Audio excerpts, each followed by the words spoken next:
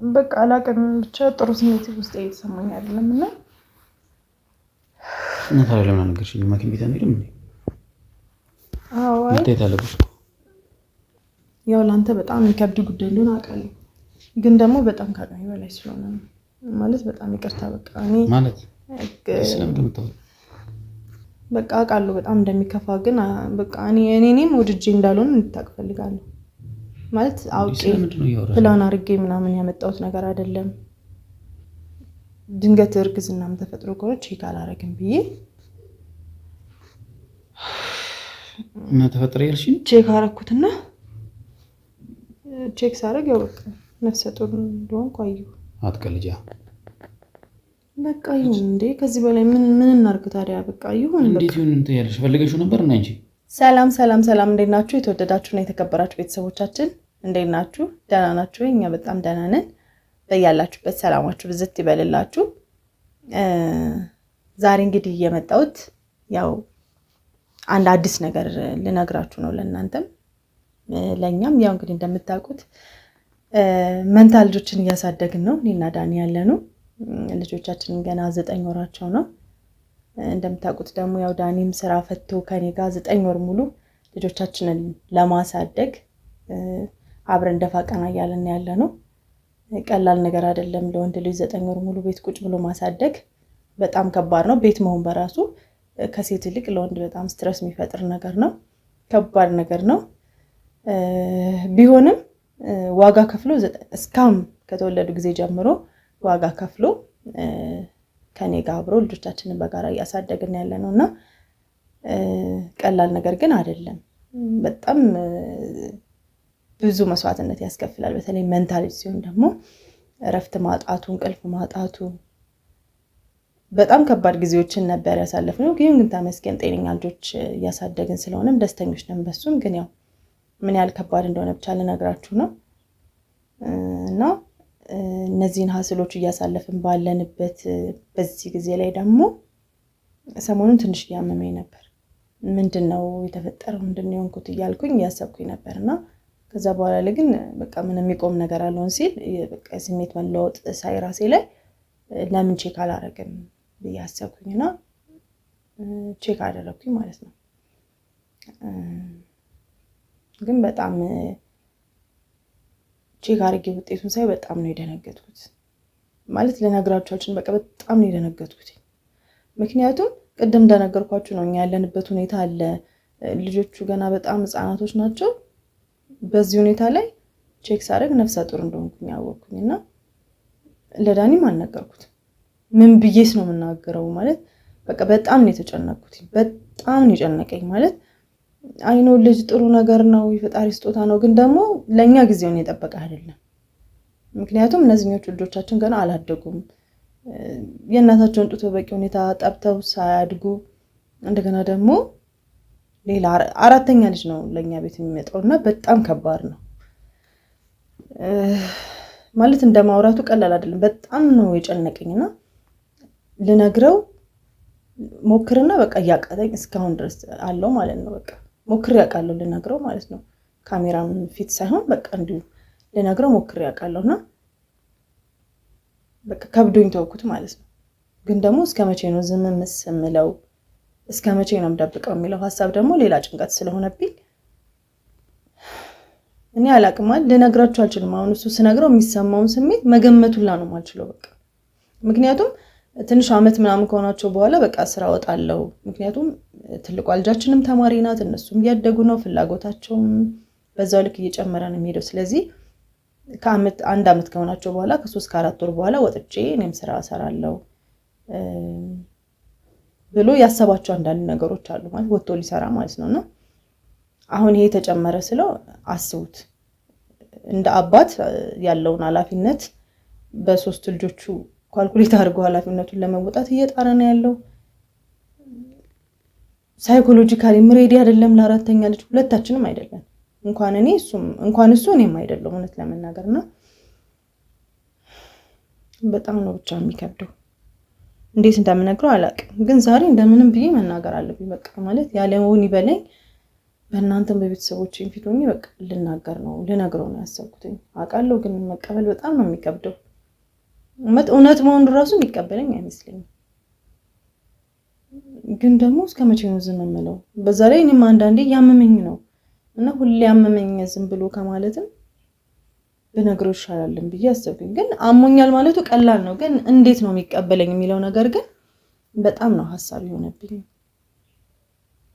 ይህ በጣም ያስጨንቃልና እኔ እያጠባው ስለሆነ ብዙ ጊዜ ደግሞ ያው ስታጠቡ ብዙም አያሰጋም እርግዝናና እንደዛም ብዬ ስላሰብኩኝ በዚህ ፍጥነት ብቻ በጣም ነው የሚጨንቀውና በቃ ታውቁታላችሁ አንዳንዴ እንደዚህ አይነት ነገር ገጥሟችሁ የሚያቀም ሰው ልትኖሩ ትችላላችሁና በጣም ነው የሚጨንቀው። በቃ በጣም ነው የሚከብደው። እኔ እሱ ከኔ ጋር ደፋ ቀና እያለ ሌሊቱን ሙሉ እንቅልፍ እያጣ ምናምን ከነዚህ ልጆች ጋር እሱም ከብዶኛል። ተጨማሪ ደግሞ ይሄ ሲጨመር በጣም ያስጨንቃል። ብቻ በጣም ነው የሚያሳስበው። እኔ አላቅም ብቻ እንዴት እንደሚቀበለኝ አላቅም። ግን ደግሞ በቃ እንደምንም ጨክኜ መናገር ግዴታዬ ነው። በቃ ከዛሬ ማደር አልፈልግም። እኔም ተጨነኩኝ። በቃ ማለት እንቅልፍ ሁላ ነው እየተኛው ያለው ነውና እስከመቼ ነው እንደዚህ በቃ ምዘልቀው? በቃ እኔ በሽተኛም እንዳልሆን ፈራው። በጣም የተጨነኩ ስለሆነ እንደምንም ብዬ በቃ ዛሬ ለመናገር ነው በቃ ያሰብኩትና በጣም ይከብዳልና እንደምንም ብዬ በቃ ልንገረው። ስነግረው እኔ የሚያምነኝ ሁሉ አልመሰለኝ እውነት ለመናገር በቃ ምክንያቱም ተነጋግረናል። የሱን አቋም አውቀዋለሁ። ከዚህ በኋላ ልጅ መጨመር እንደሌለብን እነዚህኑ በስርዓቱ የወላጅነት ግዴታችንን ተወተን ፍቅር በአግባቡ ሰተናቸው እነዚህ ልጆች ቁም ነገር ማብቃት ነው ማለት ተነጋግረንበታል። ግን ነው እኔም ፕሮግራም ያልነበረም እውነት ለመናገር እንደምታውቁት እኔ በሰርጀሪ ምን የወለድኩት። በሰርጀሪ ወልዳችሁ ደግሞ ለጤናችሁም ለእናት ጤናም ከ2 ዓመት በፊት እርግዝና ባይፈጠር ጥሩ ነው። በቃ ይሄን ያውቃል እሱና በፍጹም በዚህ ሰዓት ጭራሽ ሊያስበጅ በዚህ ሰዓት አይደለም። በቃ ከዚህ በኋላ ልጅ በቃን እነዚህን በስርዓቱ አሳድገን ፍቅር ሰተን ለቁም ነገር እናብቃ የሚለው ተነጋግረንበት የዘጋኑ ፋይል ስለሆነ እኔ እንጃ ማለት አበደች እንዴ ነው ላን የሚለኝ ብዬ ነው አስበው። በቃ እኔ እንጃ በጣም እንደሚጣላኝ አይኑ አውቀዋለሁ እውነት ለመናገር ማለት ነው። ግን ደግሞ በቃ እርግዝና ነው ልጅ ነው እስከመቼ ዝም ይባላል? በሽታ ቢሆን ደብቃችሁ የሞታችሁ ቀን ትሞታላችሁ። ይሄ ደግሞ የሚደበቅ ነገር አይደለምና እውነቱን ስነግራችሁ በጣም የጨነቀኝ በቃ እንዴት እንደምነግረው ግራ ግብት ነው ያለኝ። በቃ እንደምንም ብዬ ልንገረውና እንግዲህ አብሮ ያለውን ሪአክሽን እናያለን። ምክንያቱም በቃ ከዚህ በላይ ዝም ማለቱ እኔ በቃ እንዴ ልጆቼን ላሳድግ በቃ እኔ በጣም ጭንቅላቴ ከአቅም በላይ የተጨነቀ ስለሆነ በቃ እንግዲህ እኔ ፈጣሪ እንደፈቀደ ይሁን ያለውን ይበል ያረጋውን ያርገኝ። በቃ ሄጄ እነግረዋለሁ። እንግዲህ እንደነገርኳችሁ ያለውን ነገር ይበል ሄጄ ልንገረው። ሳሎን ቤት ነው ያለው እሱ፣ እኔ መኝታ ቤት ሆኜ ነው ልሂድና በቃ ያለውን ነገር ይበል። በቃ የመጣው ነገር ይምጣ። በቃ ምንም እኔ ከዚህ በላይ በቃ አይምሮዬን ማስጨነቅ አልፈልግም። ልሂድና በቃ የሚለኝ ልስማ። ሳሎን ቤት ነው ያለው። ቀስ ብዬ ሄጄ አባብዬ ለመንገር ሞክራለሁ። በቃ ፈጣሪ እርዳኝ። እንግዲህ ልንገረው።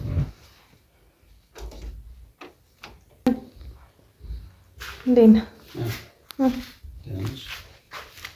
ነህ? ሰላም ነው?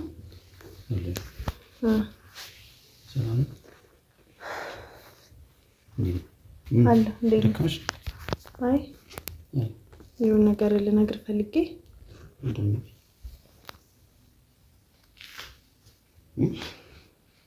አይ ሰሞኑንም ላወራህ ብዬ ትንሽ ስራም ቢዚ ስለሆንክ ገኒ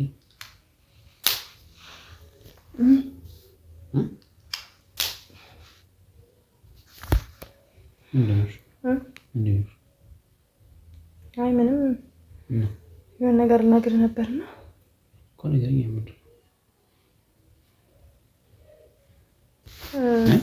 ያው ትንሽ ጉዳይ ትንሽ ያው ከባድ ነው ለእኛ ለአንተ አውቃለሁ። ግን ሰላም አይደለም ቤተሰብ? አይ እና ምን ተፈጠረ? አይ ሰላም ነው ሁሉ ነገር። እና እንዴት ተጨነቅሽ?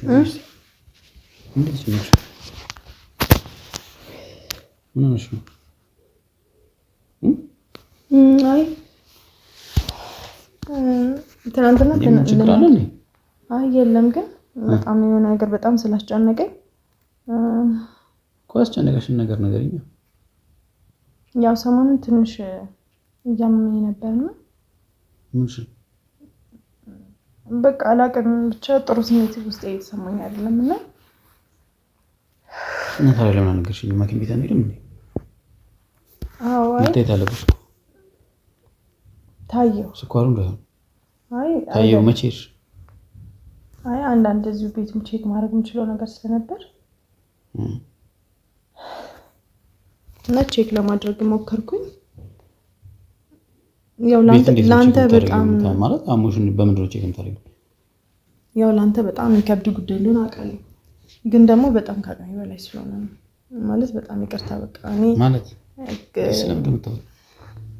ስለምንሽ እንዴት ነው እኔን ይቅርታ የምትጠይቂኝ? ህመም ሳይሆን በቃ አውቃለሁ በጣም እንደሚከፋ፣ ግን በቃ እኔም ወድጄ እንዳልሆነ እንድታውቅ ፈልጋለሁ። ማለት አውቄ ፕላን አድርጌ ምናምን ያመጣሁት ነገር አይደለም። በቃ ነገርኩህ አይደለ? አሞኝ ሰሞኑን በጣም ሲያመኝ አንዳንድ ጥሩ ያልሆነ ስሜት ሲሰማኝ ሐኪም ቤትም ለመሄድ አሰብኩኝ። ግን አንዱ ለቀን እንደዚህ ለማየት ስሞክር በቃ ቆይ እስቲ ለምን ድንገት እርግዝናም ተፈጥሮ ከሆነ ቼክ አላረግም ብዬ እና ተፈጥሮ ያልሽኝ ቼክ አረኩትና ቼክ ሳረግ ያው በቃ ነፍሰ ጡር እንደሆንኩ አየሁ። አትቀልጂ። ቀልድ ቢሆን ደስ ይለኛል። እና አትቀልጂ። እኔ ቀልድ ቢሆን በጣም እየቀለድሽ መሆን መቻል አለበት። እውነት የምርሽ ነው? ምን ያስቀልደኛል? እንዴት እቀልዳለሁ? ማለት በቃ በዚህ ሁኔታችን ላይ መሆኑ በጣም አዝኛለሁ። አሬ በፍጹም የሚሆን ነገር አይደለም። እውነት እየቀለድሽ ነው? እኔ ቀለድኩ አይደለም። አብረን ሄደን ሐኪም ቤትም ቼክ ማድረግ እችላለሁ። ቴስተርም አለ ቼክ ማድረግ እዚህ ማሳየት እችላለሁ። በቃ እኔ ስለደነገጥኩኝ ማር ምን ሆነሽ ነው በዚህ ሰዓት እንዴት እንደዚህ? እኔም እኮ አውቄ አይደለም እንዴ እኔም ያለሁበት ሁኔታ እስቲ እንዴ እኔ ምን ላድርግ? እኔም እኮ ፈልጌ አይደለም እያጠባሁ ስለሆነ እንግዲህ እኔ 24 ሰዓት ነው እነዚህ ልጅ ቀን ሌሊት ነው እያጠባሁ ያለሁትና በቃ እኔ መቀበል አይገደኛል። በዚህ ሰዓት ላይ እንደዚህ ያለ ነገሮችን መቀበል በጣም ከባድ ነው። እሺ እንዴ ያለንበት ሁኔታ ታውቂያለሽ እንዴ? ምን ሆነሽ ነው እንዴ? መጠንቀቅ አለብሽ እንጂ እንዴት እንደዚህ ታደርጊያለሽ? አውቄ እኮ አይደለም በቃ ምን ላድርግ? ያው እያጠባሁ ስለሆነ በዚህ ሰዓት ያስፈልጋል። አንደኛ አንቺ በቅርብ ነው ገና የወለድሽው፣ ገና 9 ወር። ለራስሽም ጤንነት እንኳን ማሰብ መቻል አለብሽ እኮ። ሌላው ይቅር እሺ። በዛ ላይ ደግሞ አስቢው እንዴ ያለ ስራ ቤት ቁጭ ብለን ያለ ነው አይደል እንዴ? አዎ ልክ ነህ። እኔ እኮ ፈልጌ አቅጄ እኮ አይደለም። እኔ ታውቃለህ እያጠብ ብዙ ጊዜ ያው ስታጠባ ማጥባትም ለእርግዝና እንደመከላከያም ስለሆነ በቃ እኔ ራሴ ጨነቀኝ። ላንተ እንዴት ብዬ መጥቼ መናገር እንዳለብኝ በቃ ስለጨነቀኝ እኮ ነው። በቃ ግን ከዛሬ ነገ እነግርሃለሁ ስል በቃ ሳምንት ሆነኝ። ከዚህ በኋላ ደግሞ ከብደኛነት እንደዚህ ያለ ነገር እንዴ በዚህ ሰዓት ላይ በጣም ከባድ እኮ ነው። በቃ ምን እናደርጋለን እንግዲህ ፈጣሪ እኛ እኮ ማለት ነው ፈጣሪ እኮ እኛ ላይ በእያንዳንዱ ነገር እኮ የሚያግዘን እኮ እኛ ራሳችን በእያንዳንዱ ነገር እኛ የምናደርጋቸው ነገሮች ነው እንጂ እኮ በእያንዳንዱ ቦታ እኮ እሱን ማስገባትና በእኛ ስህተት እኮ እሱን መውቀስም የለብንም። አዎ ልክ ነህ። ግን በቃ ከመጣ በኋላ ምን ይደረጋል? አትመልሰው ማለት በእኛ አቅም የሚሆን ነገር አይደለም። በቃ ምንም ማድረግ አንችልም። ብቻ ፈጣሪ ጤነኛ ልጅ ይስጠን እንጂ ምንም ማለት አልችልም ከዚህ በላይ። እኔ መቀበል በጣም ይከብደኛል እውነት ለመናገር እውነት በቃ ይሁን እንዴ ከዚህ በላይ ምን እናርግ ታዲያ? በቃ ይሁን በቃ እንዴት ይሁን እንት ያለሽ ፈልገሽው ነበር እና እንጂ ፈልጌው አይደለም። ግን በቃ ምን ማድረግ እንችላለን? አንዴ መጣኩ የመጣ ነገር አይመለስ እንዴ እቃ አይደለ ስላልፈለኩ ምን ሆነሽ ነው? በቃ እዚህ ሰዓት ላይ በቃ አትዘን ባይዘው ልጅ ሲፈጠር አዝኛለሁ አይባልም አይደለም። ምክንያቱም በቃ ጤነኛ ልጅ ግን ደግሞ ታይሙ አይደለም። በቃ አሁን በዚህ ሰዓት ላይ እኛ በቃ ለኛ ልጅ አንደኛ በቃ በቂያችን ነው። ሁለተኛ ደግሞ ታይሙም አይደለም። እንደው ይሁን እንኳን ቢባል ታይሙ አይደለም። በቃ ሁሉ ነገር ጊዜውና ሰዓቱ እንዳልሆነ እኮ አውቃለሁ። ግን ደግሞ እኔም ሳልፈልግ የመጣ ነገር ነው። ያው እንደምትይኝ እኔም ገና አመት እንኳን አልሆነኝም አይደለ ገና ነኝ እኔም ግን በቃ ከመጣ ምን ብሎ መቀበል ነው ምንም ማድረግ አይቻልም እና እኔ ራሱ ቤት ቴስት አድርጌ ስላላመንኩኝ በቃ ወደ ሐኪም ቤት ሄጄ ነበር ለማረጋገጥ እና መንታ ሳይሆን አይቀርም መሰለኝ ቀልጃለሽ ነው እንጂ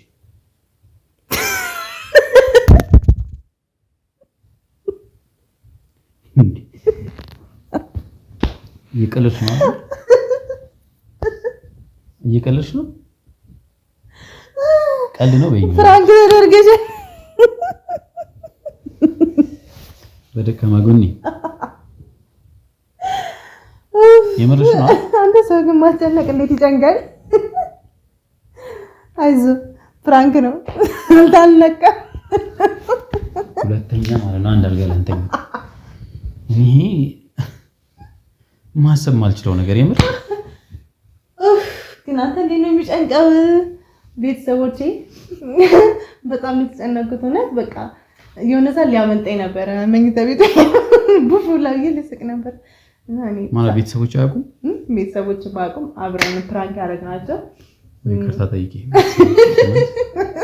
እነሱ ባንቺ እንትን ዘመጨነቅ አለባቸው የምር ይቅርታ ጠይቂያቸው ምን ያህል ብትጨነቅ እውነት እንዴ እነሱ ራሱ ምን አልጨነቁ እንደሚችሉ አስቢ በጣም ይጨንቃል ግን ያው እንግዲህ ቤተሰቦች እናንተንም ዳኒን ፍራንክ አድርጊያችኋለሁ ምንም አይነት እርግዝና የሚባል ነገር የለም ፈጣሪ ሰጠን የሚያሳድግልን ይበቃናል ከመጣም አንጠላም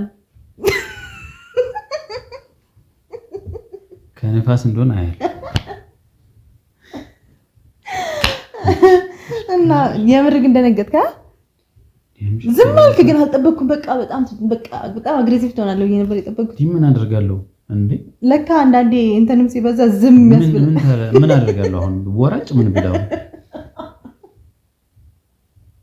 በጣም ከባድ ነው እኔ ማለት ነው የጠበቅኩት ማለት ነው በጣም በቃ በሩን ጎግጭ አድርጎ ሄዷል ወጣል ያው ልጅ ራሱ በረከት ነው ግን ደግሞ ጊዜውን ካልጠበቀ ደግሞ ከፕላናችን ለልጁም ለቤተሰብም ሌላ እንትን ነውና እውነት ለመናገር ግን ይሄን ፕራንክ እንዴት እንዳሰብኩት ታውቃለህ ልሰራው ፈልጌው ምናምን አልነበረም ሆነ ለመናገር ቤተሰብ ለነግራችሁ ፈልገው በፕራንክ አመጣውት እንጂ ሪል እንደዚህ አይነት ነገር ተፈጥሮ ሰምቼ ነው አንዳንድ እናቶች ጡት ስለሚያጠቡ ብቻ እንደ ወሊድ መከላከያ የሚያዩት አሉ እናቶች ብዙ ጊዜ እና ብዙ ጊዜ የምታጠባ እናት አታረግዝም ምናምን ይባላል እሸት ነው ታረግዛለች ሊፈጠር ይችላል ለሁሉም ሰው አይሰራም እንደ ሆርሞናችን ስለሚለያይ ለሁሉም ሰው አይሰራም እና እቺን ሐሳብ ስሰማ ለምን በዚሁ አላስደነግጣችሁም ብዬ ነው የኔ ውድ ቤተሰቦች ስላስደነገጥኩ ይቅርታ አንተን የመልስ መጡ እንዳይከፋብኝ እንጂ እና ቤተሰቦች እንዴት አያችሁት አደነጋገጡ እንዴት ነው በጣም ጸጥ ነው ያለው ብዙም አልደነገጥክም ባይዘው በጣም የደነገጥኩት ኦኬ በጣም ስደነግጥ ሳይለንት ነበር ሳይለንት ሆንኩ እንጂ አንደበት ተያያዘ ቻው በቃ ቤተሰቡናት የኔ ውድ ቤተሰቦች በጣም እንወዳቻለን በጣም እናከብራቻለን እንግዲህ በፕራንክ ውስጥ ቢሆን ቁም ነገር አለውና የሆነ ነገር ትማሩበታላችሁ ብዬ ተስፋ አደርጋለሁ በጣም አድርጌ ወዳቻለሁ